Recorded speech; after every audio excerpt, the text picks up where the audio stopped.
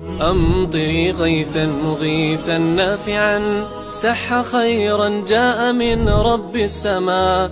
أمطري سقيان ماء دائم جللينا واغسلي عنا العناء. أمطري حبا وطهرا يا سماء واملئ الأرجاء سحرا ونقا. السلام عليكم، الحمد لله رب العالمين، والصلاة والسلام على نبينا محمد وعلى آله وصحبه أجمعين. مرحبا بكم جميعا.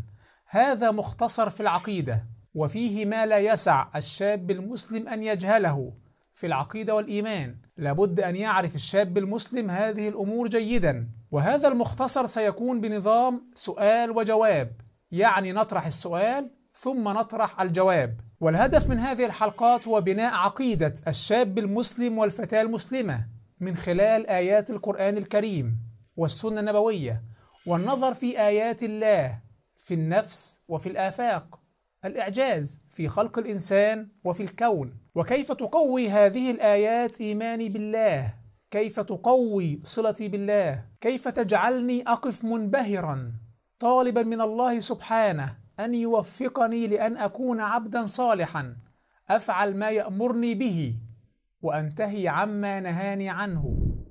وآيات الله أحبائي على نوعين. النوع الأول وهي الآيات المنظورة التي نراها بأعيننا في العالم من حولنا، في أنفسنا، آيات الخلق الإلهي.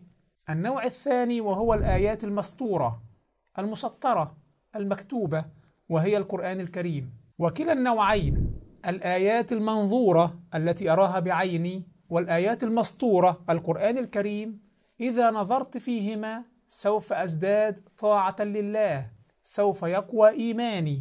قال ربنا سبحانه: قل انظروا ماذا في السماوات والأرض. وقال سبحانه: وفي خلقكم وما يبث من دابة آيات لقوم يوقنون.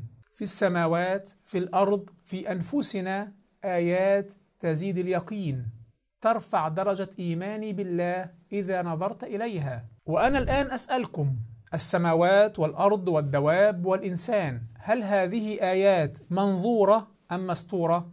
آيات منظورة. تنظر كيف خلق الله عز وجل السماوات والأرض، كيف يسوق الماء حتى نشرب منه ونسقي المواشي ونسقي الزروع. تأمل مثلا في أحد الأنهار كنهر النيل، هذا النهر العجيب، كيف تنزل الأمطار طوال فصل الصيف على بعض الهضاب الصغيرة، تنزل عليها أمطار بلا توقف، ثم يندفع هذا المطر مشكلا هذا النهر العظيم الذي يشرب منه ويرتوي منه مئات الملايين من البشر. قال ربنا سبحانه: أفرأيتم الماء الذي تشربون أأنتم أنزلتموه من المزن أم نحن المنزلون. فهذا الماء من آيات الله المنظورة.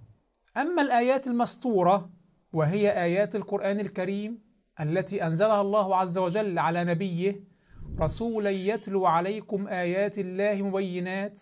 هذه الآيات، آيات القرآن الكريم، لو قمت أيها الشاب المسلم وأيتها الفتاة المسلمة بتدبرها فسوف نزداد يقينا، سوف تنير بها حياتنا. قال الله عز وجل: يا أيها الناس قد جاءكم برهان من ربكم وأنزلنا إليكم نورا مبينا. فهذه الآيات، آيات القرآن الكريم، نور. قال ربنا سبحانه: أفلا يتدبرون القرآن؟ تدبر كتاب ربك. وأنا الآن أسألكم: ما معنى تدبر القرآن؟ تدبر القرآن هو أن نقوم بقراءة جزء من القرآن يوميا بتفكر وتأمل في معاني الآيات. هذا معنى التدبر. إذا تفكرت في آيات القرآن الكريم وعملت بها سوف ترتقي إيمانيا. ومشروع هذه الحلقات إن شاء الله هو بناء عقيدة الشاب المسلم من خلال التفكر في خلق الله عز وجل، آيات الله المنظورة، وفي آيات القرآن الكريم، آيات الله المسطورة. والآن لنبدأ في مشروعنا على بركة الله.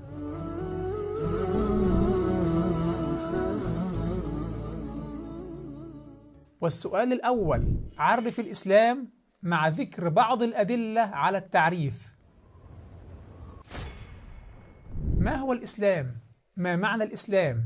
الإسلام هو الخضوع والانقياد والاستسلام لله تعالى. قال ربنا سبحانه: ومن أحسن دينا ممن أسلم وجهه لله وهو محسن. فمعنى أسلم وجهه أي استسلم وانقاد لله سبحانه. فأنا مسلم أي مستسلم لله، منقاد لكل أمر ونهي. ومن أحسن دينا ممن أسلم وجهه لله. إذن من هو أحسن الناس دينا؟ الجواب: أحسن الناس دينا هو من أسلم وجهه لله، استسلم وانقاد لله. وقال تعالى: فإلهكم إله واحد فله أسلموا. فله أسلموا وبشر المخبتين. فله أسلموا، استسلموا لحكم الله تعالى، الاستسلام المطلق والانقياد لله والامتثال لشرعه والرضا بقضائه. وهذا هو جوهر الإسلام ومعنى الإسلام.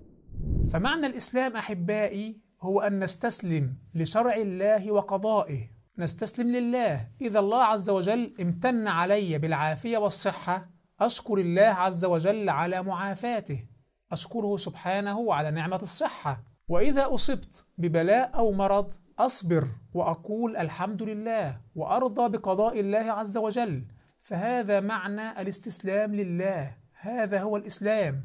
فأنا مستسلم لقضاء الله سبحانه، وأيضا أنا كمسلم منقاد لشرع الله، منقاد لما شرع الله عز وجل. لا أقول لماذا تأتي صلاة الفجر في أجمل ساعات النوم وأنا نائم يؤذن لصلاة الفجر. لا أقول لماذا الفجر في هذا الوقت، بل أقوم أتوضأ وأصلي. فأنا منقاد لما أمرني الله عز وجل به. فالمسلم هو الذي يسلم لقضاء الله وينقاد لشرعه. إذن خلاصة هذه الحلقة أن يقوم الشاب المسلم والفتاة المسلمة بتأمل وتدبر وتفكر في آيات الله عز وجل المنظورة والمستورة. ومن نظر في خلق الله سبحانه وعجيب خلقه وإتقان صنعه وتدبر في آيات كتابه العزيز سوف يزداد إيمانا، سوف يرتقي إيمانيا، سوف يصبح مسلما حقا. والإسلام الحق هو أن تنقاد لشرع الله سبحانه وأن تستسلم لقضائه. انتظروني في الحلقة القادمة إن شاء الله مع الإيمان سؤال وجواب.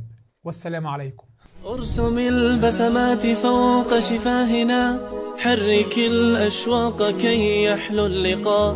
ركضنا يحلو كذاك نشيدنا، وجمال الماء يستجدي الوفاء. وجمال الماء يستجدي الوفاء.